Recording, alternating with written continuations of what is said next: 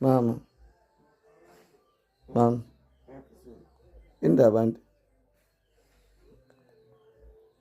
Inkinga ngisuka kulo impilo efikile. Manje. Ubona impilo beyathi befika unafuzana ubhuti wakhe. La ekhaya usipheli la. Ekhaya ndaba ukuthi into eyenza ubaba wakhe. Manje mama ukhalelani bo? Ukhalisa lokho-ke? Nangabuya. Ubona wakho. Ngibona baba. Ubona wakho. Ubona baba wakho ucela. Mama. Mama. Indaba. Akukho ubona baba wakho. Khaya baba wakho. Ungibona baba? Yebo. Baba yekho nje. Unozwa kanje. Ngiyadinga umbona, ngimbasesuse enkhulumeni naye. Ziningi inkinga. Mhlawumbe umtshele ukuthi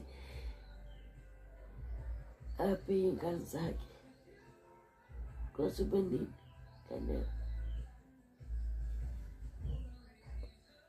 Mama uzoba right awu. Ubaba mengafoni phela afoni ngeke sibhoqe lokho. Thina sizama ukuphila impilo yethu ngendlela yethu. Ngiyolokhu landelana nobaba umtshela into eyodwa. Mawuthi akafoni azama ukwenza izinto ngendlela yethu. Kulo kuzoba neningi lokho kanele. Kuze kube nini ba ngeke uzwenza umuntu into angafuni ukuyenza mama. Mhlawumbe kufanele ngibeyele eduze kwakhe. Ngeke uzwenza umuntu into angafuni ukuyenza. Akafuna ngithi. Akafuna ngithi kodwa umnikeza ithuba lisekwenza. Uyamncenga, uyamtshela, ukhuluma naye every day ngithi. Kodwa akakwenzi. Miyekele. Mhlawumbe uyangidinga ufuna umbona. Uba udinga umuntu. Ngithi mhlawumbe ngenze ubaba wenu uyangidinga ufuna umbona. Sikhulume Ngabe uyeza phela nje mama la. Angithi mdala ngabe uyeza la. Kodwa akezi la. Ukuba uyakudinga ngabe ula. Ngabe uyazama indlela ukuthi la. Ubaba uyasebenza mama ashuthi ngisho nangemali yokugibela ula eRichards Bay. Akekho eThekwini akekho eGoli. Ngicabanga ukuthi kufanele ngihambe ngiyena ngikhuluma indaba lesimo engibhekene naso. Kuba wena uyakuyena. Kuyangiphoqa. Uphanazi inkinga ingane sikhulile. Kuzoshintsha ini mama ukuthi uyakuyena.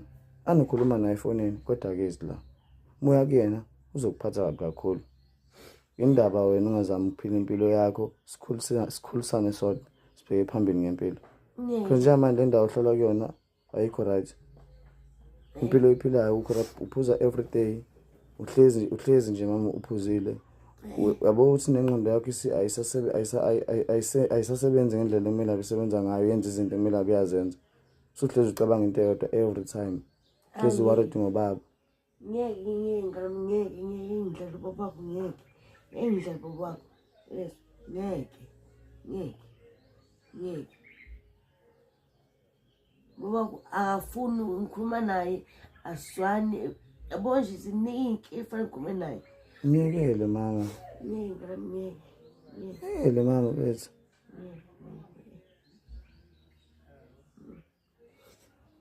Ngifuna ukuthi mase ngifile emhlabeni ngihlupheke. Ngingakhulumanga noboyi. Sehlupheke nje wemanje mama. Uye naye lo babweni. Wenza yonke lento ngimtshelile.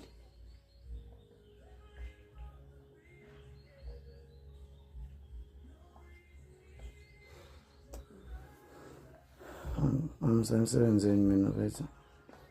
Ngicela ukukhala wethu. Ungacabanga Uvuke wenze izinto. kahle ungacabanga. Ma? Yonke into ungacabanga. Lo sekukhuluma manje. Kodwa ngibuye emsebenzini kanami noma kuthiwa mhlawumbe kunjani inkinga ethiwe emhlambeni yakho. Kulokho ungacabanga. Yebo mama. Ngikuthanda. Ngisemsebenzini mina. Ngiyakubonga njalo lana. futhi uyanakuzana uyakhuluma uyenza into yakho emveni kwalokho waphuma wahamba uthi impahla phuma wahamba lokho ukuthi kwenzakaleni angazi sozohahla yini inkinga manje ngifela ngathi ngi-wrong mama ngokuzamela usizo kanjani waphela ukhuluma nami la endlela ngithi nje manje Paul wanesizosho ukhuluma nami into ekuhluphayo ngithi cha engingakhona ukukusiza ngayo mina Sifiso ababa umuntu bokuthi uyenze leyana kuma uthi wenza ngokuthi lona khubula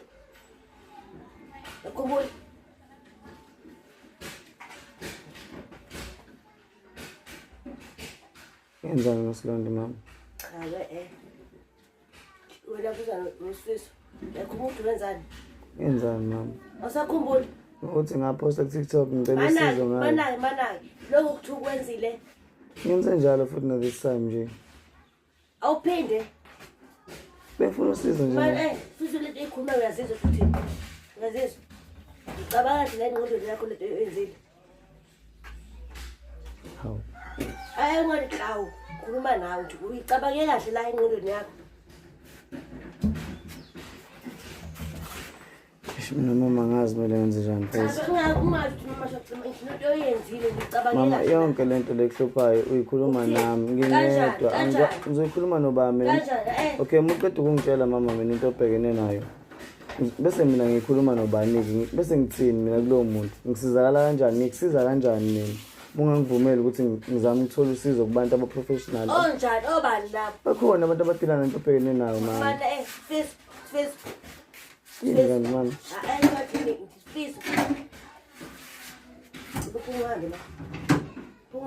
anginazo lezo zinto lezo mina anginayo impilo elavish tag ayikho into engizoyiposta tag ayikho into engizoyiposta mina emnandi ucebecebe anginayo yonke lonto leyo anginayo yonke lonto mina I watch TikTok every day I get inspired every day ngibona abantu abahlukahlukene aba-achievayo I get inspired mina anga-achieve lutho ngisazama and-ke ku-TikTok mina ngu-enjoy kakhulu sengibona-ke sekukhona abantu abasiza abantu ngavele ngu-enjoy kakhulu ngabona ngathi awu-TikTok sekhaya yabo because some of us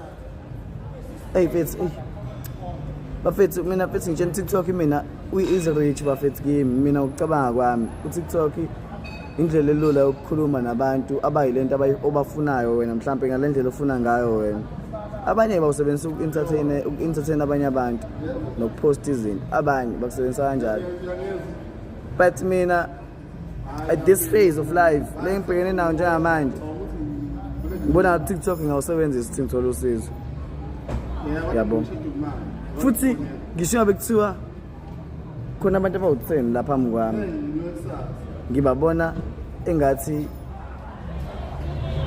badila nalento engibhekene nayo engangiphathi kahle mina nginaso isibindi sokuba-approach ngibabuze ukuthi badila nani and lento lena ihamba kanjani yazi nami ngibhekene nento kanje nginaso-ke mina isibindi sokwenza lokho akunankinga it doesn't have to be TikTok kuphela even in person if kukhona umuntu ongakwazi ukungisiza I go for it anginqeni lutho angisabi lutho I can't be ashamed ngento engiyiphilayo manje I can't be ashamed manje ngento engiyiphilayo I can't yabona mina ibafethi kahle ngiphile kakhulu lepilo lena and yanginyanyisa manje and ayinamehluko manje ke bafethu ngitshela iqiniso khamba isikhathi kukhula nanami khani ngirealize izinto zempilo ngempela ukuthi zinzima kangakanani and still alukho usizo oluvela emndenini noma kuzoqhamuka umuntu omndeni mhlawumbe ozocela ukusiza ulungi not because abafuni nabo ingoba bakhona ingoba abanayo imali bethu I think if they believe ukuthi yonke into idinga imali yonke lento idinga imali so ngeke ngize ngithi ngilinde umndeni manje bethu ukuthi usize umama ngathi sengikhulile ngimngaka ungamsizanga ngisana 3 ngisana 5 ngisana 7 bengibona ngikhula bebona ukuthi nayo ingane ke right izobona umama wayo semngaka uyaphuza kanjani let's try simsize ulungu ngoba phela lento yokuphuza kwakhe ayikho normal abakwenza ngalokho ngisesemncane njengamanje ngimdala kumele mina ngizame indlela ukuthi ngimsize mina because ukulinda ukuthi ubani wasekhaya uzokwenza ukuthi Kodwa-ke futhi indlela yami yokumsiza iyoqhamuka kimi, imina ozobe uzama indlela yokumsiza, hhayi ukuthi umuntu engitshele ukuthi angenze ini ukuze ngisize umama, engitshela into akangayenza nayo akayenzi ngani yena uma ukuthi uthi le nto ingenzeka, yindaba etshele mina ukuthi kumele ngenze kanjani, yabo. So mina ngizozama ngendlela yami ukuthi ngimsize, kodwa deep down ngiyazi ukuthi I have good intentions. Akekho mfethu umuntu ongahlambalaza uma wakhe, kade siyahlanya nemakhanda bafethu, khona umuntu wabedana efuna ukuhlekisa ngoma wakhe nje esithubeni. And yabona njengoba nje yazi fethu, hey. Hello Mzansi, welcome to Mgosi waseMzansi. Guys, depression, it's really depression into lephilako. So siyambona lo maka ukuthi guys ubanjwe depression because of baba lomfana. I think she's really failing to accept ukuthi baba lomfana mhlawumbe akasamfuni, akafuni kubuya ekhaya njengoba siyambona uyakhala, uyasho ukuthi uhlezi amfonela kabuyi. Lo mfana uyazama kumcomforta, uyasho ukuthi lo maka akasacabanga straight, so uyanatha nitshwala. Guys, depression it's something lephilako lebahluphako bantu labaningi. Let's hope ukuthi lo make she will get the help that she needs, because lo mfana uthi le video lapha ngolento ucumana uyipostile ukuthi uyabona ukuthi bantu bayasitakala lapha ku TikTok.